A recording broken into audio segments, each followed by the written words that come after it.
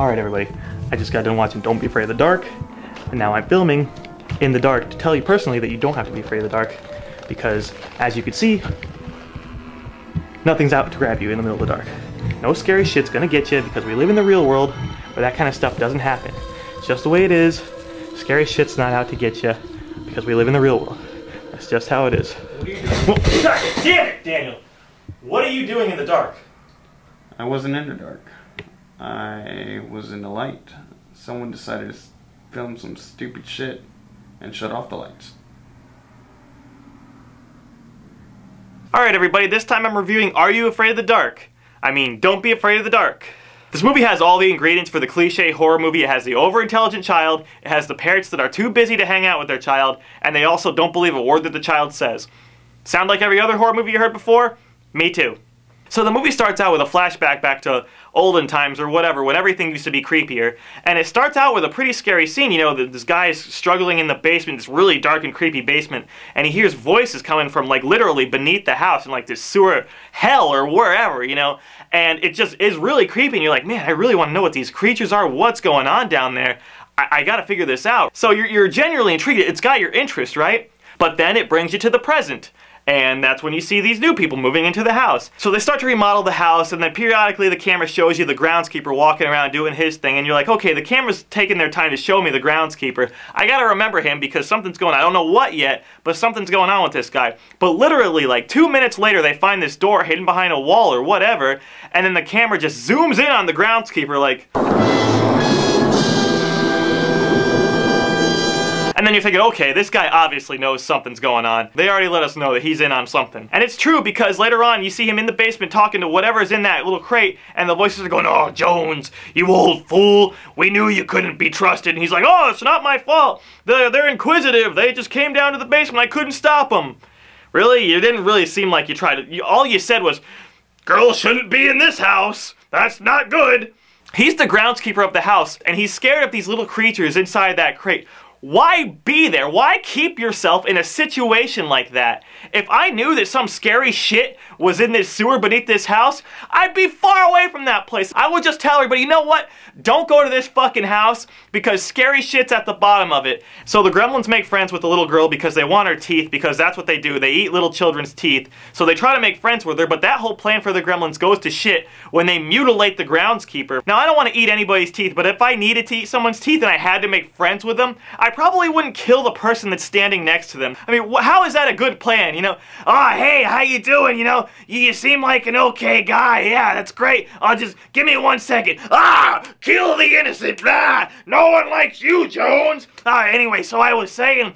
do you brush often, you know? Because I like to know. So if you haven't figured this out by now, the gremlins in the movie are stupid, and they make the movie stupid. There's a reason why you don't see them much in the trailers, because once you see them scurrying around the house like little rats, it takes all the frightfulness out of the movie that it had at the beginning. Once you find out that that's what's haunting the house, it takes all the mystery out of it. Everyone's afraid of something that doesn't have a face. That's what makes it so scary, and when you put a face on something, it takes all the mystery out of the movie. Where do you go from there? And on top of that, it loses even more weight when the girl is comedically chasing one of those little gremlins around this dinner table in a well-lit dining room in the middle of a dinner party. You ever see that movie Mouse Hunt? It's exactly the same thing. So she tells her parents that the gremlins don't like light, and the dad's girlfriend gives her the Polaroid camera to take pictures of him when she sees him, and that'll flash light on him and everything like that. So she chases one into the study and starts flashing the camera. Then they all start to attack her, and she's screaming and throwing these gremlins off her, and she's attacking them, and then she crushes one in this moving bookshelf, just smashes it, gooey and everything like that. Gremlin guts just fall down. And she's like, oh my god, dinner party's ruined. The father just runs in and he's like, oh man, daughter, what's wrong? What happened? She basically tells her dad, look, I had a picture right here. I had a picture. It's destroyed now though, because the gremlins destroyed it, so I can't show you anything. Man, I wish I had that picture. Why don't you show him the gremlin that you just killed? It's sitting right beneath your feet. All you have to do is, hey, look, I just killed one. Look down. Look just right at your feet. We're gonna have to clean this place up. You gotta spot it eventually. So she doesn't tell him about the creatures, but you're thinking, okay, she fought all these creatures. She killed a couple of these creatures. She was struggling in the middle of all this dinner party, whatever. Her parents have to believe her now, right? They gotta get her out of the house. There's no way they're gonna keep her in there after something like that happened to her, right? Wrong. They put her to bed. Oh, no, you know what? Let's all forget about what happened, right? How could you put her to bed after that? How could she actually get into bed after that? After all of that happening, I can't get behind movies where smart people do dumb things. And this is a very dumb thing. I mean, all the clues are here. This matches up to this, but we're not gonna believe her because she's a little kid. I can't buy stuff like that. So the end of the movie comes around, and naturally, since the girl is still in the house, the gremlins kidnap her and start to drag her down to the basement so she can go into the hole, and then the adults are like, oh man, where's the little girl? Where is she? Where do you think she is? Really, where do you think she is? So the little girl is down in the basement, almost pulled into that little furnace, and then the dad's girlfriend cuts the rope on the girl so she's not pulled into the furnace, but the dad's girlfriend gets pulled towards the furnace instead. So she's almost gonna get sucked in, and then the little girl runs to her father, and the father's like, oh, I'm so glad you're safe. Ah, man, we're together again. We're a family now. And it's like, hello? Your girlfriend's almost gonna get sucked into the hole. Are you just gonna forget about her? You know, of course he runs over there, and it's too late, and she gets sucked into the hole, and you never see her again.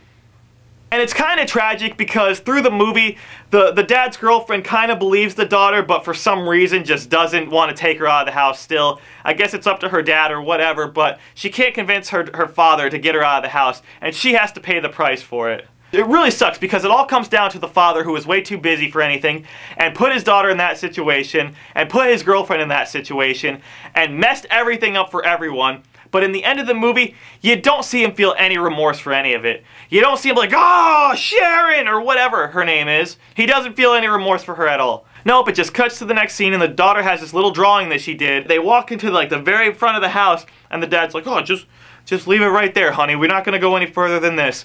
And then the drawing just goes into the house, and it's got the father's girlfriend drawn on there with the daughter, and oh, I love you.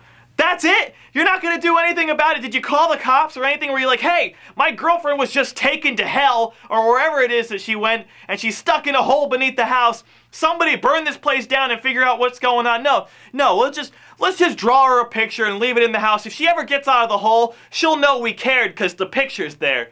What? No, sir. You should be arrested. Your daughter should be in the care of better individuals than yourself because you don't do a good job. You're the one who should have been in that hole. You should have been looking for your wife. It should have been you who went down there because you're the reason why all this stuff happened. But you're not that person. You're a coward, and for some reason, you're safe and sound. Great. Great. And if that wasn't bad enough,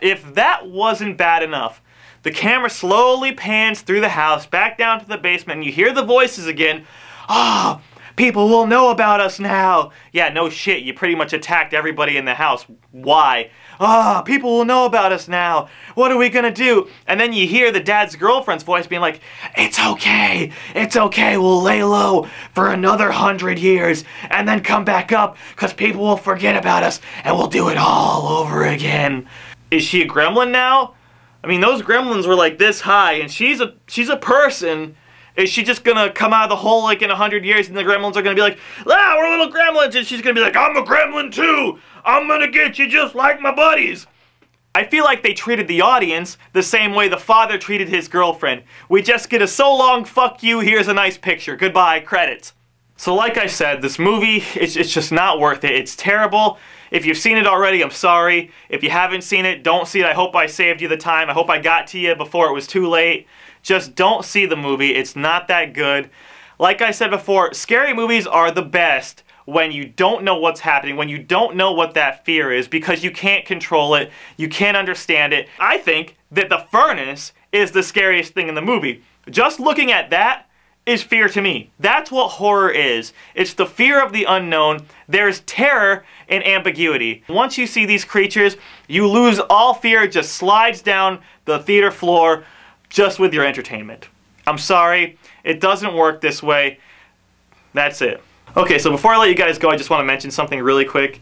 Every time I do a review, I try to wear a shirt that accurately describes or illustrates the movie that I'm talking about. Sometimes I'm really close and sometimes I'm not very close at all.